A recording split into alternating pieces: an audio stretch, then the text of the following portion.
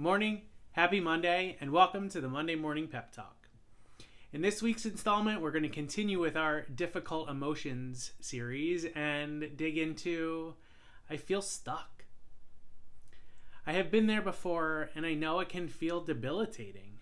There can be so many possible choices or absolutely no choices, and in either case, we have no idea how to move forward.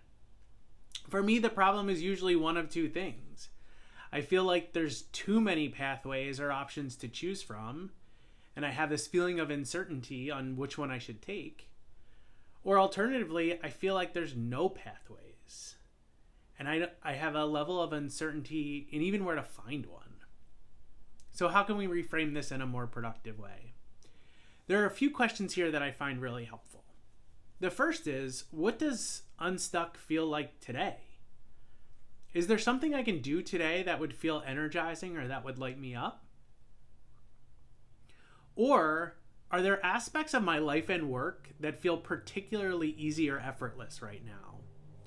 And if so, what is the wisdom that I can take from those moments and apply them to this area where I'm stuck?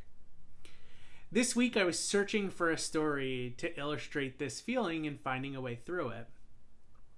And I was tired of always sharing my own experiences, and as soon as I kind of put this thought out into the universe, I had a perfect conversation with a new friend who reached out for help, looking to get unstuck in their own life.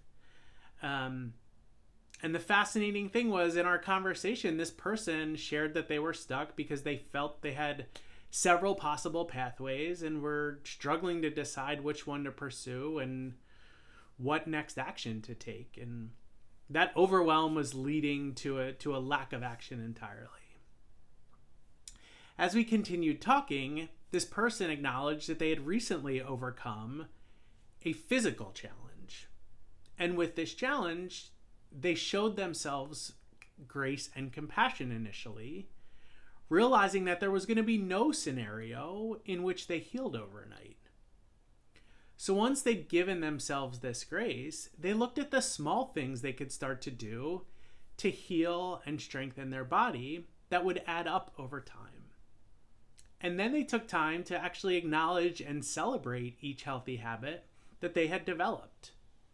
And many weeks later, they were feeling stronger and healthier than they had before. And with this realization and exploration with this person, they saw that they could employ those same principles to their work challenges. They could start by showing themselves some grace and compassion. It took a while for them to become stuck, so it would take some time to become unstuck, and that was okay. Number two, they saw they could identify the small habits and behaviors that would help them make progress on finding or choosing a direction that felt energizing. And at the same time, they could also learn which things were draining or not serving them. And finally, they could take the time to acknowledge and celebrate each moment of progress as a stepping stone to a more certain and empowered future. So this week, I would like you to try to take inspiration from my new friend and try the following. Start by showing yourself some grace and compassion. Acknowledge that you're not stuck. You're just looking for a spark or an inspiration to find that next thing to energize and fulfill you. Next, ask yourself that question of, hey, what would this look like to be unstuck, even for this next hour? How would I act? What would I do? This is where you can look at other times and aspects of your life when things may have felt easy or effortless. And ask yourself, what can I learn from those moments that I could apply in this moment?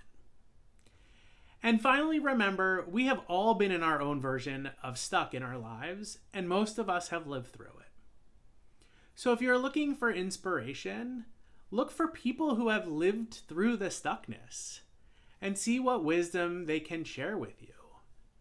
If you reach out to folks and ask them, hey, have you ever been stuck in what you do? What did you do about it?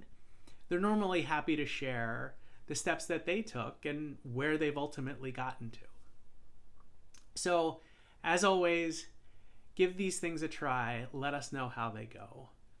We are very grateful for your time and attention.